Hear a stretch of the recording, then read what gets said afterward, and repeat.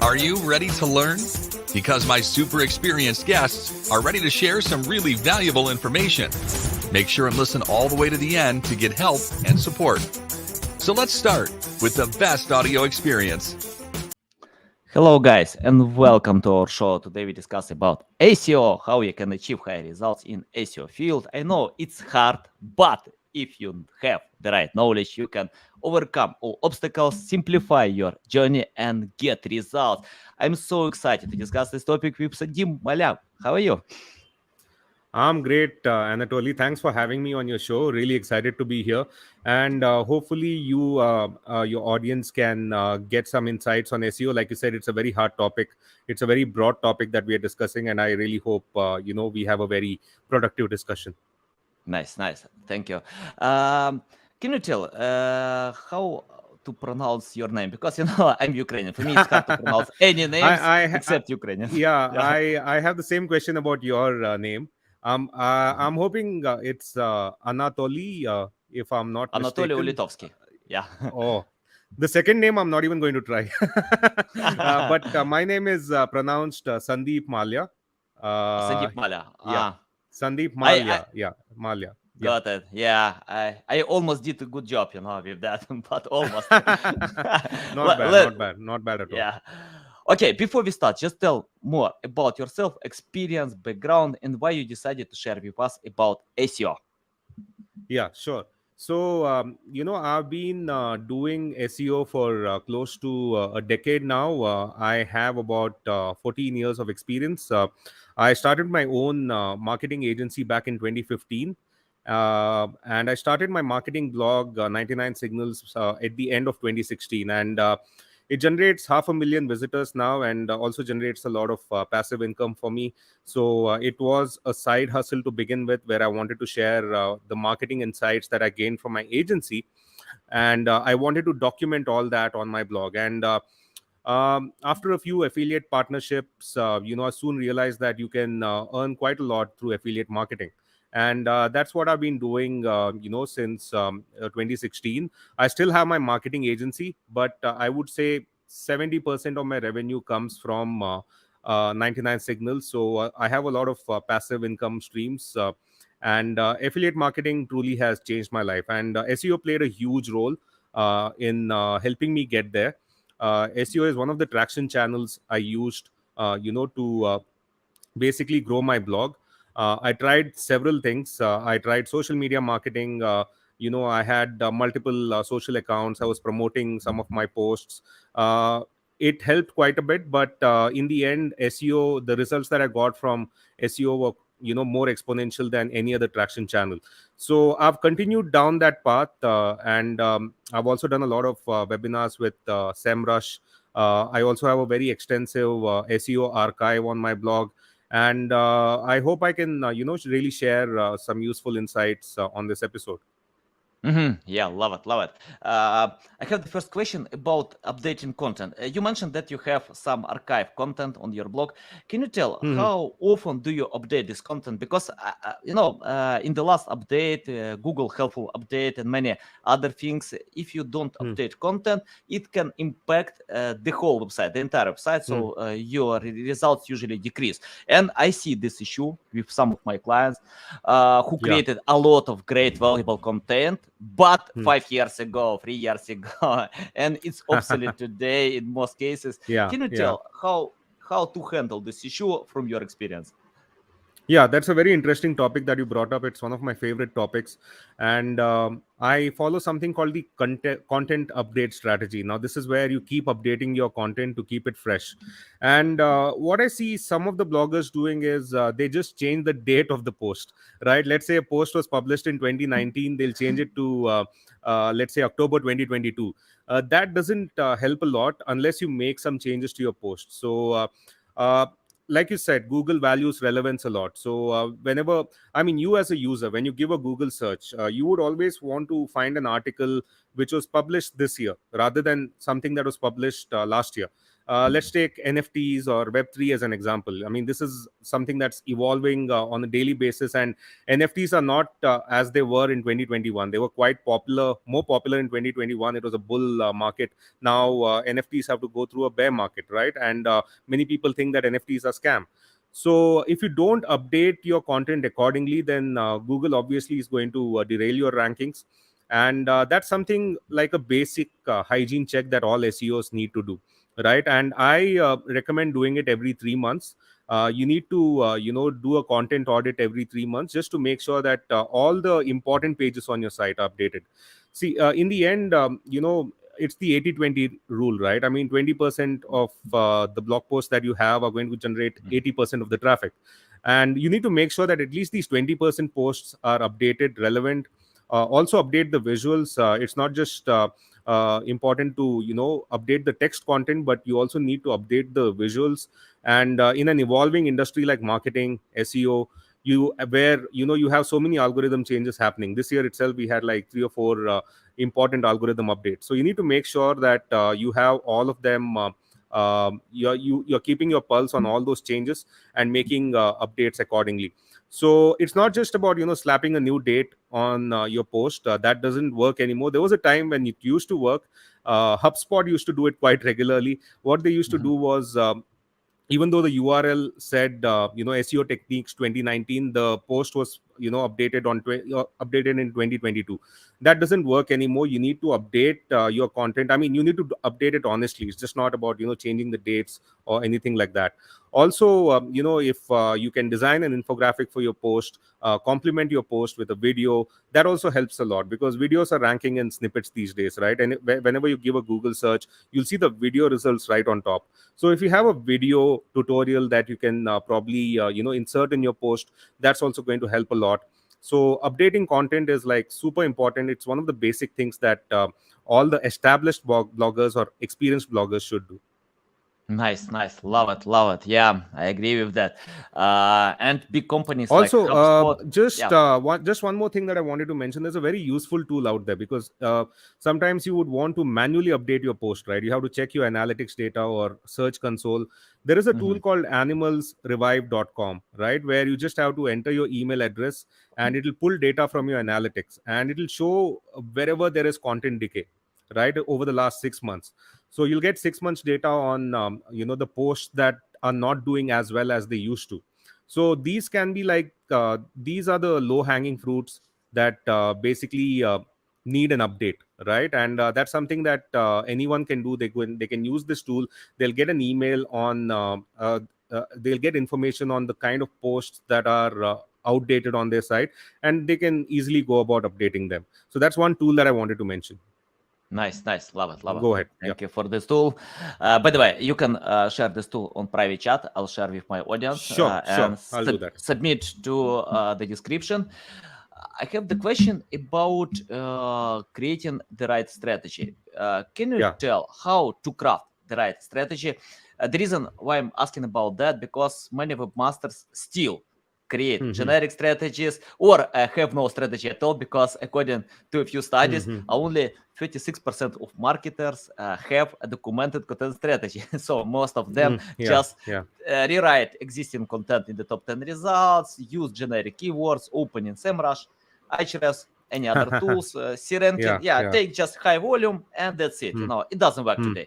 Can you tell about creating the right strategy, considering your customers, competitors, and possibility to rank this content? Right. That's a really good question. And because SEO is such a broad topic, like you rightly said, there are a lot of generic SEO strategies out there.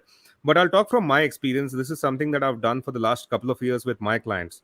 At my agency, I deal with mostly early stage and growth stage startups. And there is this strategy called the middleman strategy, which was first, proposed by Ahrefs. They have a very detailed post as well. I'll share the link with you in the chat box. So middleman strategy, I'll just provide a nutshell of what this is, and this has really worked for most of my clients, and it's a default strategy that I follow, right? So now when you talk about SEO, it mainly comes down to two things. You have content on one side, you have backlinks on the other. Now, because content, without content, you can't rank.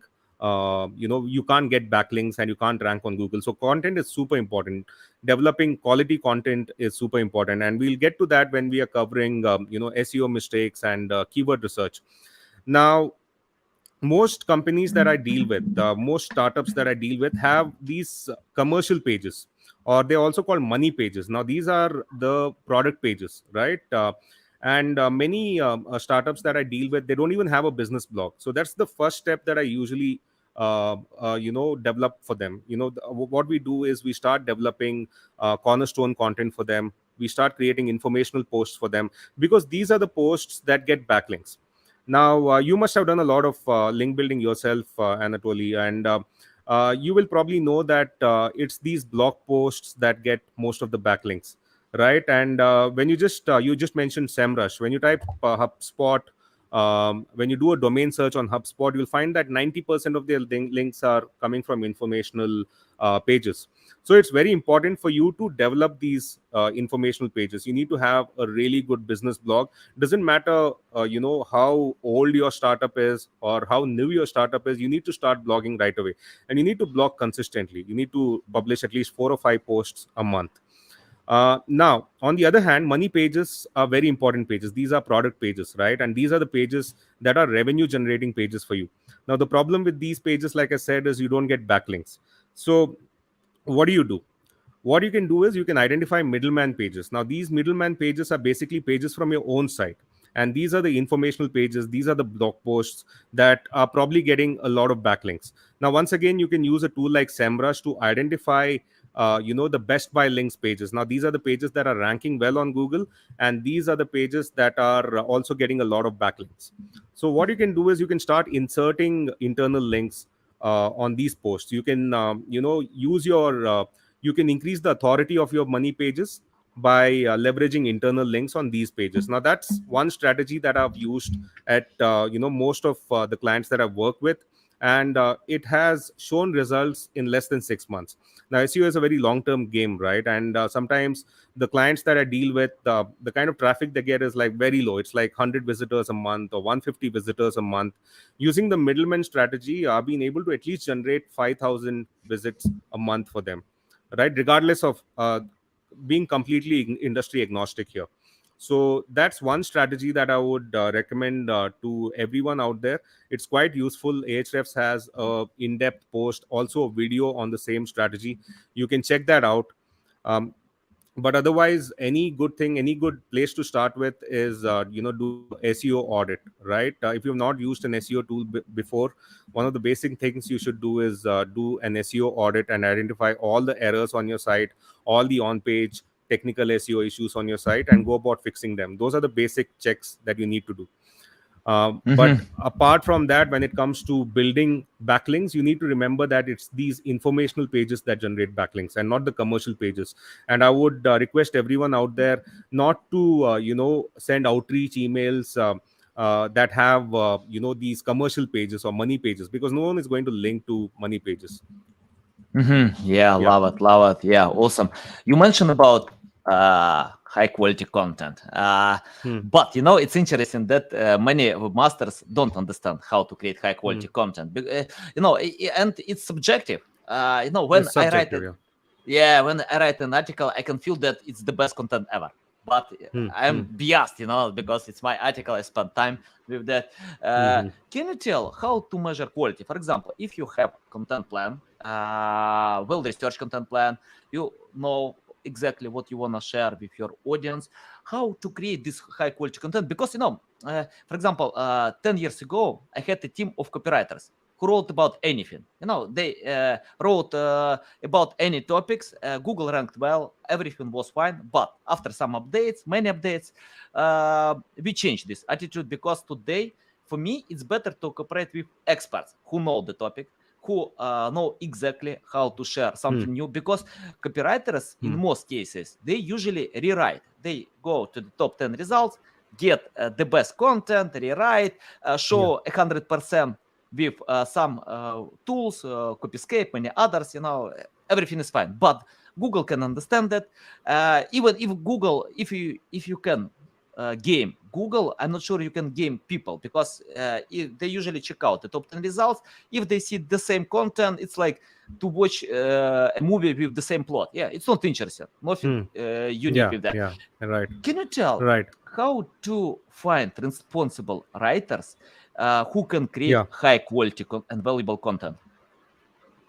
Yeah, like you said, it's very subjective, and what you think is high quality content, may not be same as what I think, right? And one problem I face with clients, from any industry for that matter, is they want to write about what they know, and they want to write about what interests them, right? So keyword research is not even on their radar, right? They want to write posts that they think their audience is interested in, but it all starts at keyword research, right? It all starts at knowing the intent behind the keywords as well.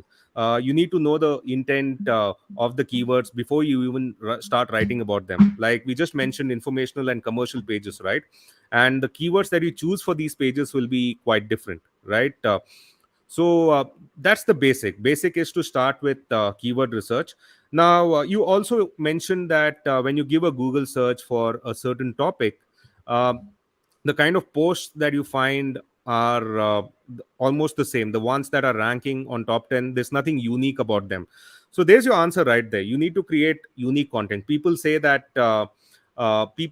you need to have 10x content, or that's the SEO lexicon that is used, 10x content, but sometimes even 2x or 3x is good. What you need to do is you need to analyze your top 10 search results. So whatever keyword you target, you need to see the top 10 results, and you need to see what they're doing right, and you need to create content that is totally different from them. Yes, you need to, obviously you have to take some of the points, because you're going to write on the same topic, so you can't be completely 100% unique, but you need to add your own unique voice, you need to add your own unique Yeah. insight. And another thing that I've found that has worked for me is adding a bit of interactive content in your piece of content, right? So for example, if I'm writing about SEO strategy, it would make sense to have an SEO quiz at the end, right? So that's something not a lot of people do. Or having an FAQ section at the end, right? So what this does is it'll also help you rank in the search snippets. Now question based keywords are quite popular, right? And because of that, not only are you enhancing your article, you're also getting an opportunity to rank in the search snippets, and that itself will drive the CTR.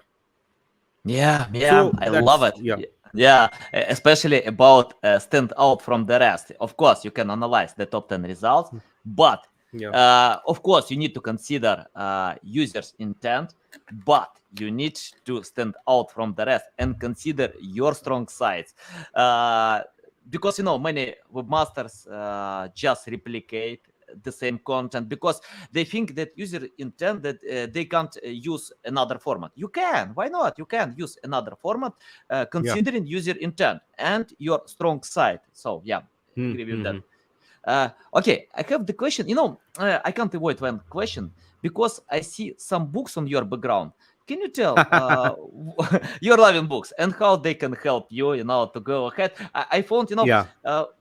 once I discussed this question with my audience, and many of them proclaim that books are the same few books. I disagree. I think books are foundation and have a Yeah. lot Yeah.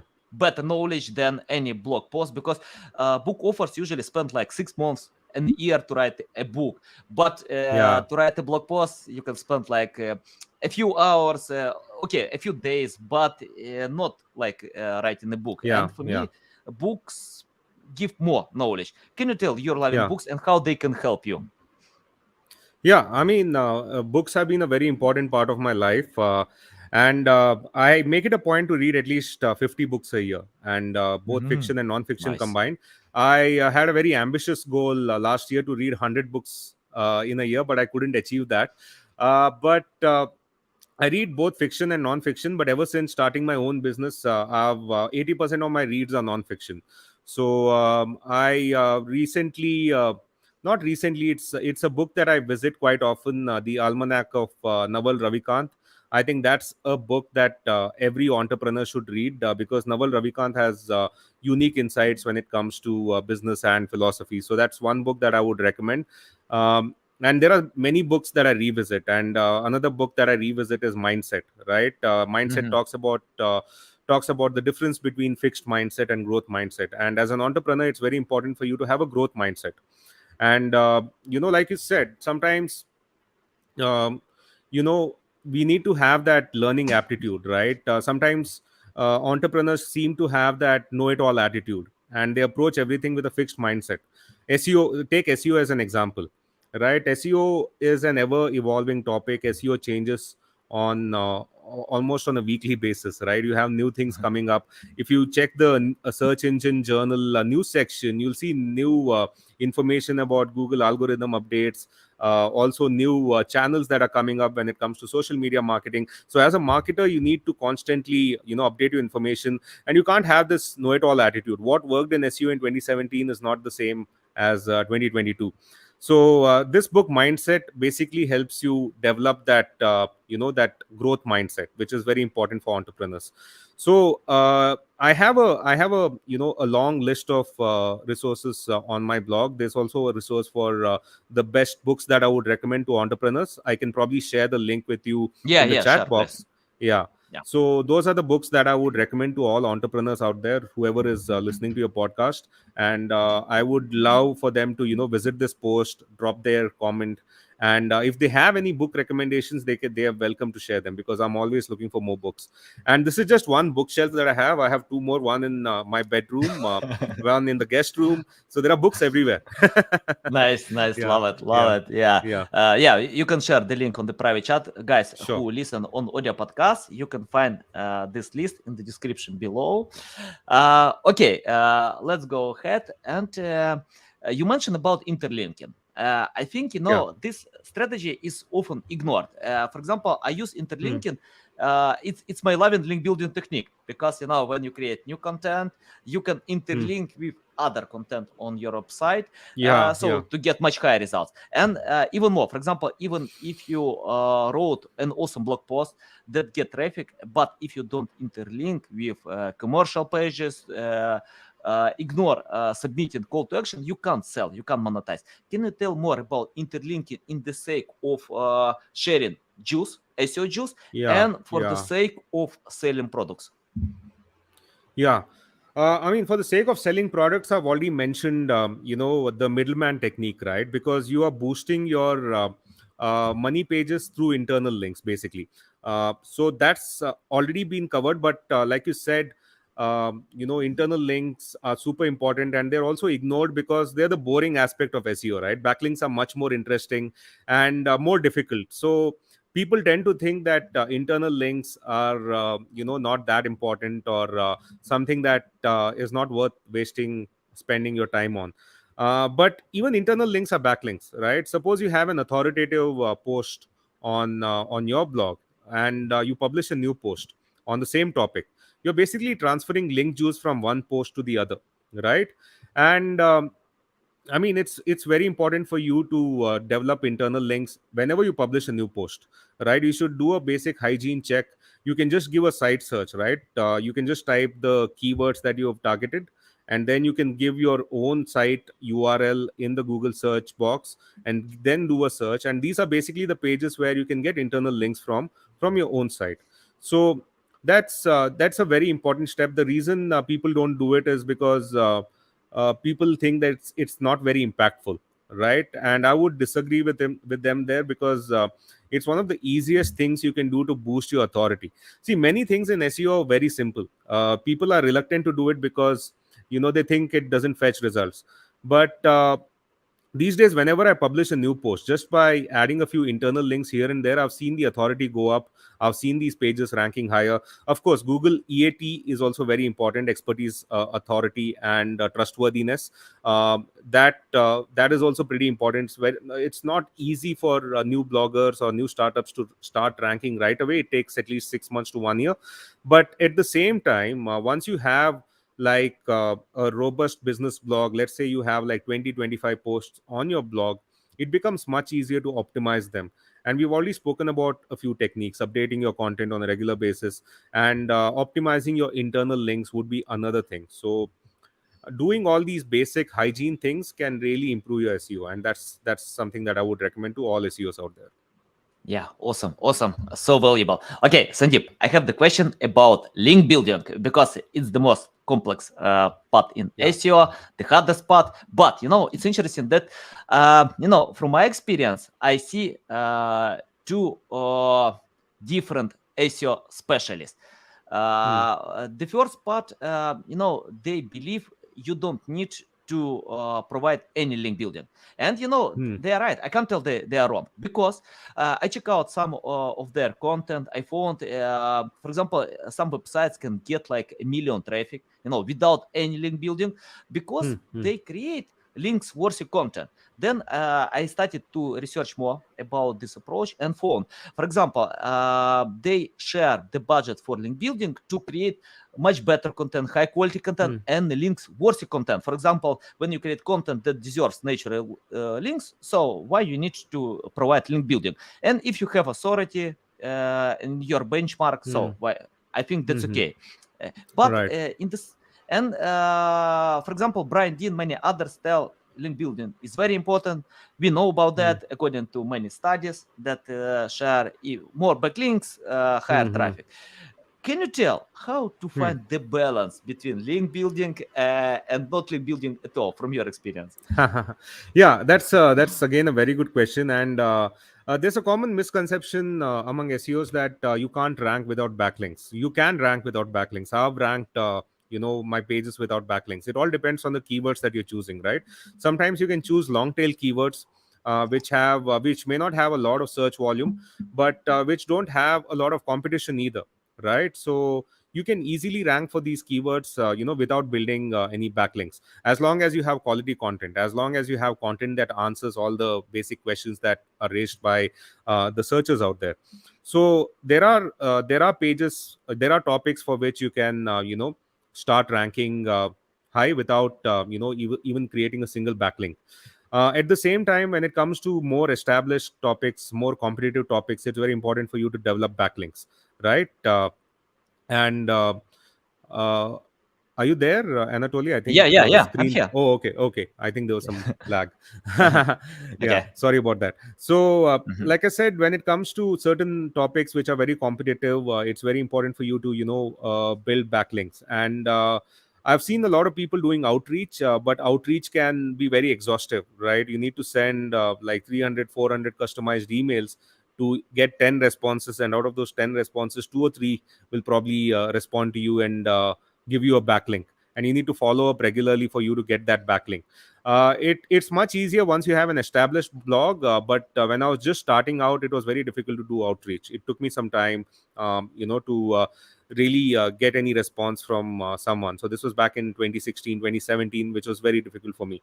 So what I did was basically I did all the regular things. I did the profile links, all the tactics that Brian Dean mentioned, right? Not the moving man and the skyscraper technique, but some of the basic tips that he mentioned. I followed all of them.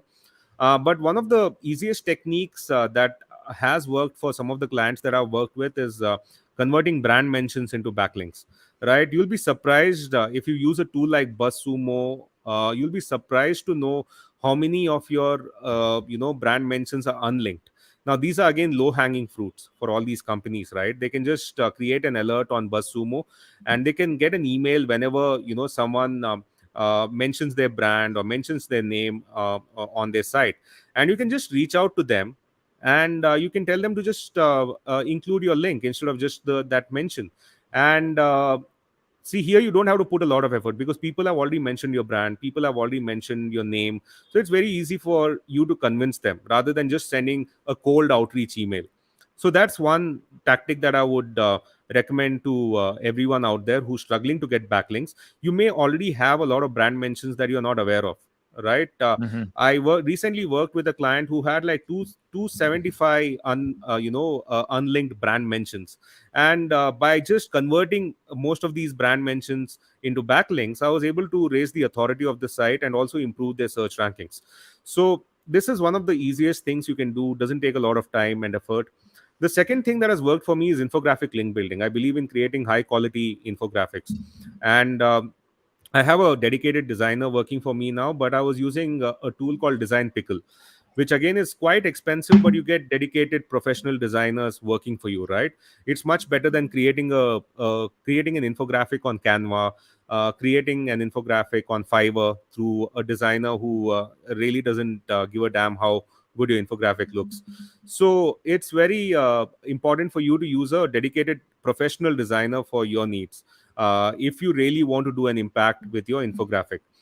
We just spoke about creating unique content, right? And there are a ton of infographics out there, but you need to design an infographic which is informative at the same time, which is designed professionally. And Brian Dean is one person you mentioned. If you check out all his infographics, they are quite detailed, and I mean, an infographic itself is like a standalone post which can give you all the information you need to know about a certain SEO topic. So that's something that I would recommend to people who are struggling to get backlinks. Infographic link building method is pretty good. So what you need to do is you need to design a professional infographic. Then there are certain authoritative infographic submission sites where you can just drop an email to these site owners and you can get your infographic listed. But when you send an outreach email with your infographic, that becomes more compelling. You basically have a bait for someone that you are reaching out to. You have a resource that is unique, right? Not a lot of people create infographics, especially in the marketing domain. Not a lot of people create infographics these days. So that's how you make your content unique. And we also spoke about interactive content. We spoke about creating quizzes, calculators. These are again unique content pieces which have a high potential of earning backlinks for you.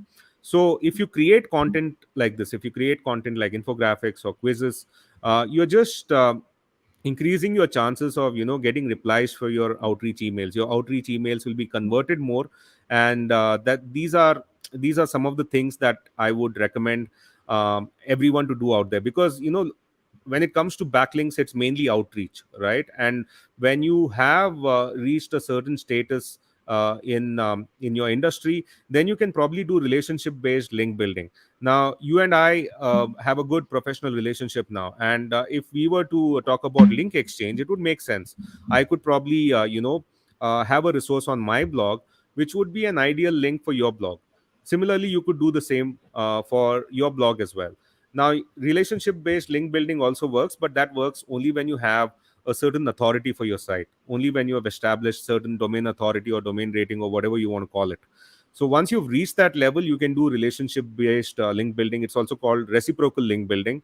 um, you scratch my back, I scratch yours, so that's how it works. So these are some of the tactics that I wanted to mention. Sandeep, you wanna lead me to an emergency room, with all this knowledge, a lot of skills, especially, yeah, yeah. I love learning, but you share a lot of valuable insights, So yeah, I need to digest all this information. Okay, can you share this tool about infographics? So I'll share with my audience as well, Yeah, and I'm going sure. to try it. So it's Uh, not just infographics. You can also create log graphics, YouTube thumbnails, and all that. So what Design Pickle does is they'll give you a dedicated designer for your site. So every day you can request one or two graphics for your site, and your blog or your website will be more professional that way, because these are professional graphic designers working on your needs. So it's much better than you doing your you doing your own designs or graphics through Canva and other free design tools out there. mhm. So if you outsource your design work to someone who's like professional, who has a better grasp of design than you, then you are going to create that much of an impact. And we keep coming back to unique content, right? And visuals play a very important role when it comes to convincing someone to stay on your site. So that's why Design Pickle would be a tool that if you can afford it, then you should definitely try it.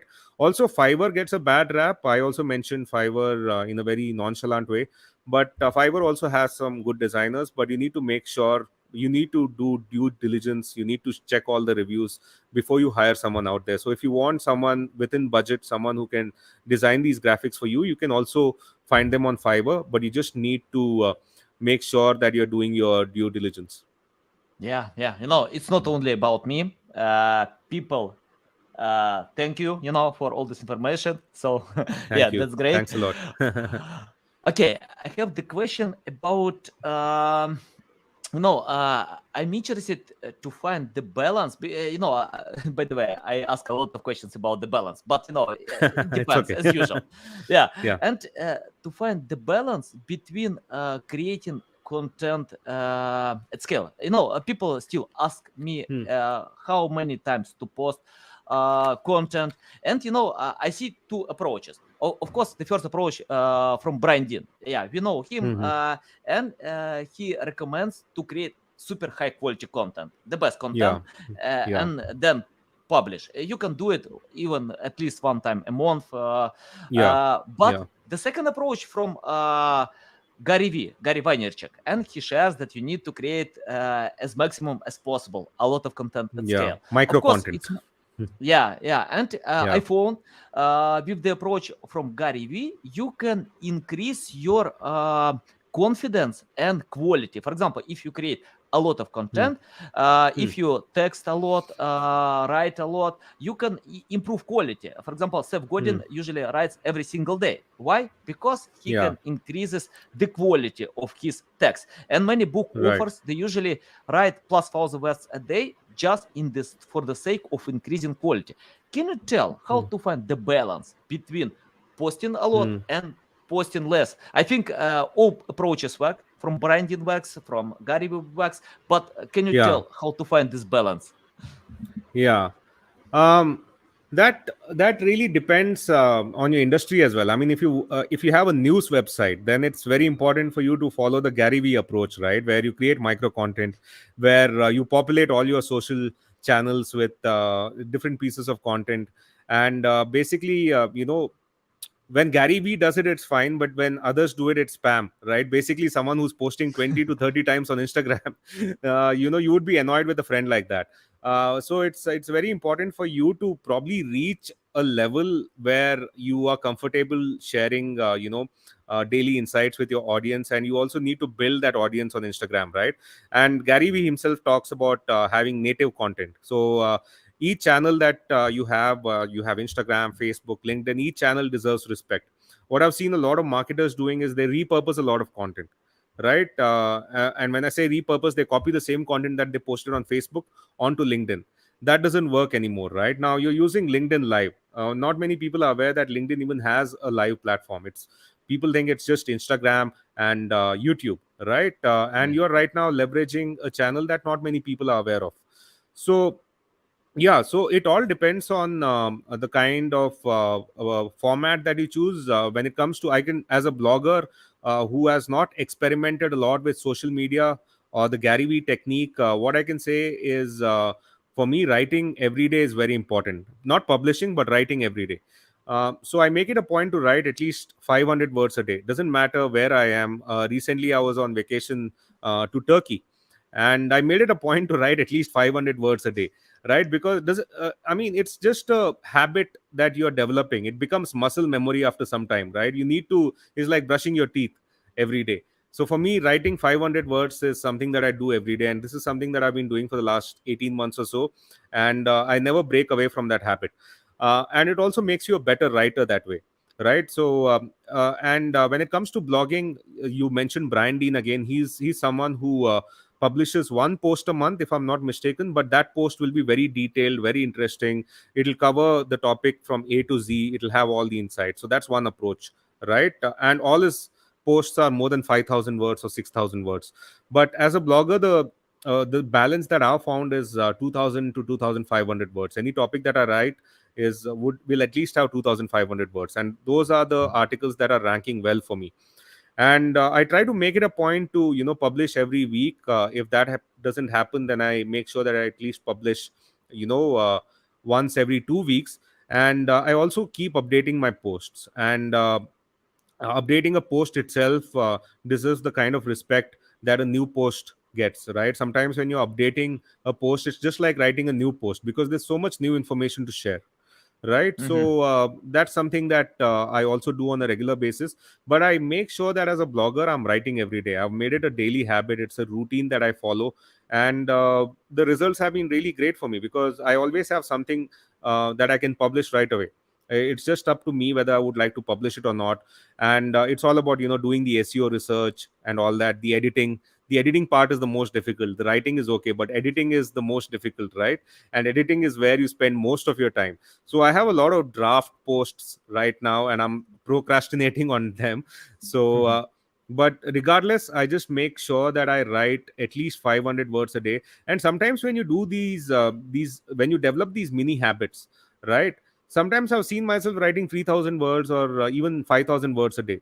Doesn't matter how many words you write. You just need to make sure that you meet the bare minimum bracket, and you are basically happy that you have not wasted your day. So that's Yeah. something that I do as a blogger, and I hope anyone who has a writer's block out there can just follow this advice. Another tip I would share for writer's block is basically, if you are struggling with ideas, just write down your favorite movies or write down your favorite books and explain why you like them so much, right? So if Mm-hmm. you have like 50 favorite books, list them down and explain why you like these books. And these are some exercises that will get you out of that writer's block, and something that has worked for me in the past. Valuable, valuable. Love it, love it. Sandeep, it's a big pleasure to get you on my show, to learn from you. Tell our audience Yeah. how they can reach out to you, learn more about you, follow you. Yeah, sure. So you can visit 99signals.com. That is my main marketing blog. Like I said, it gets close to half a million, little more than half a million visitors. I would like to get a million visitors. So I'm hoping Anatoly's podcast can really help me out there. And when you visit my blog, you'll find a lot of marketing resources, a lot of resources on entrepreneurship. We already mentioned the list of best books I have on my site. You can check that Mhm. out. I also have the list of best movies for entrepreneurs, best podcasts for entrepreneurs, YouTube channels for entrepreneurs. So a lot of entrepreneurship resources. So any entrepreneur out there or aspiring entrepreneur out there can check these resources out. But I also have a very exhaustive SEO archive, right? There are a lot of SEO Mhm. posts that you can refer to, and many of the techniques that I mentioned here today can be explored more on my blog. So you can just visit 99signals.com, and you can get all the information that you need there. Anatoly, you there?